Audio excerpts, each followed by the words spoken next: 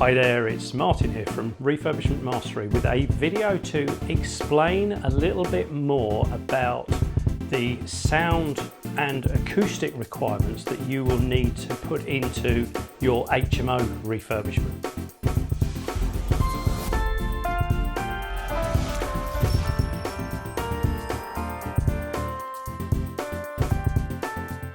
Now, when the building regulations were put together, years and years and years ago, and as they've evolved over the years, HMOs were always a use class of a building that got overlooked.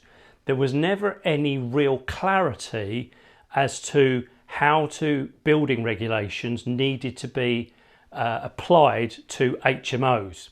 Some building control surveyors treated them as flats. Others treated them as residential houses.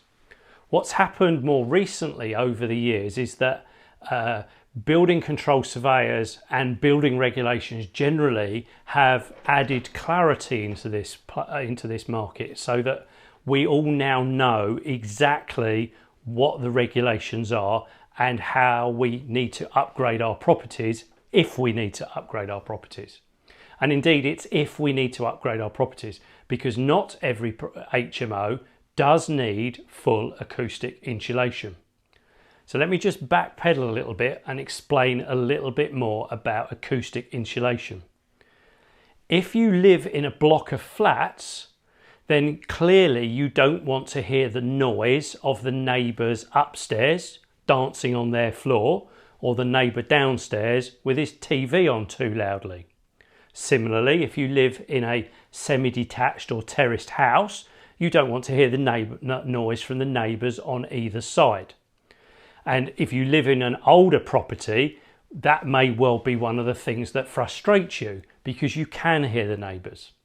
Well, if you live in a modern flat, whilst you will hear the neighbours, it will be a very dull, muffled sound. It won't be an intrusive sound.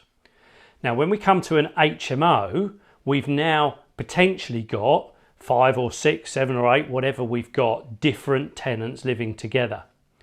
And historically, as I said in the introduction, no one really knew how to deal with HMOs from a sound perspective.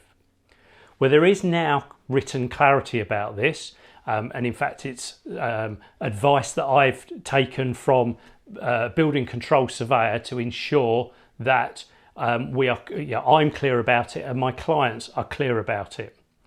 And the cutoff is actually quite an easy cutoff to remember, because it does tie up nicely with the planning cutoff.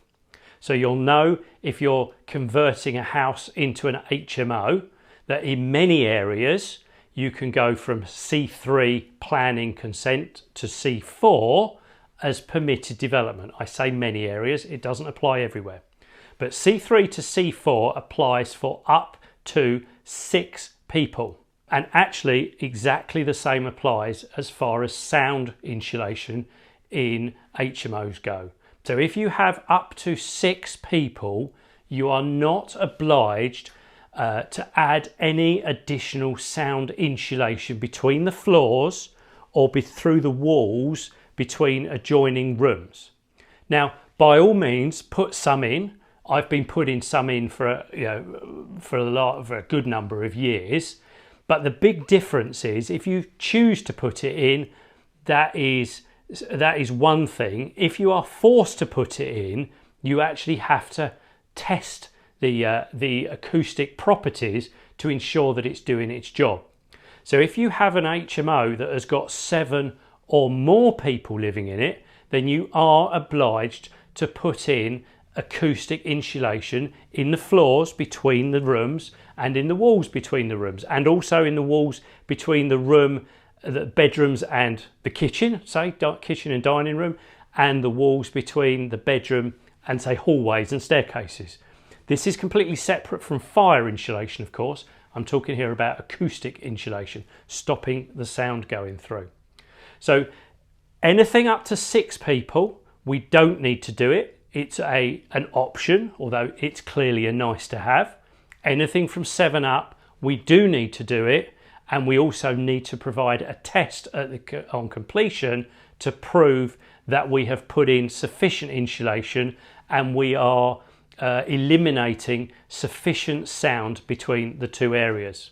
Now let me just give you a little bit of a heads up that I got from my building control surveyor. This may not apply everywhere, but it certainly was something that my building control surveyor told me. He told me that even though I had a 6-bedroom house, because I had drawn some of the rooms as having double beds in them, he believed that the house was therefore going to be used by 8 people. Therefore, I had to put in full acoustic insulation. I said to him that actually I've only drawn double beds in there to prove that I can get double occupancy. I wasn't intending to put 2 people into any of these rooms. That was more from an HMO perspective and an HMO licensing perspective. My building control surveyor said to me, then I don't want to see any drawings with double beds in. In fact, he said to me, I don't even need to see drawings with any furniture shown on them at all.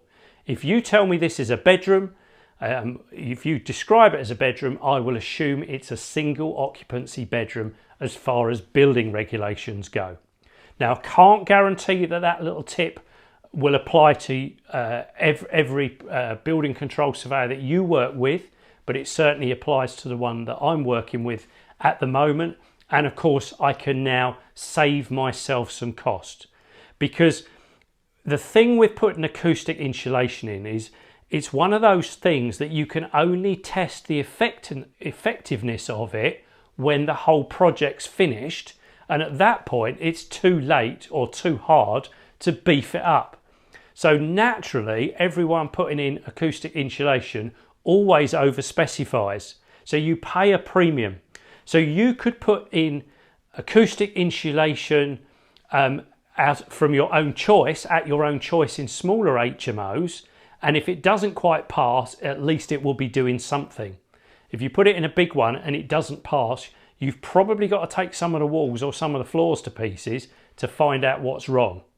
And that will cost you a lot more in the longer term, of course. Along the way, of course, typically it gets over-specified.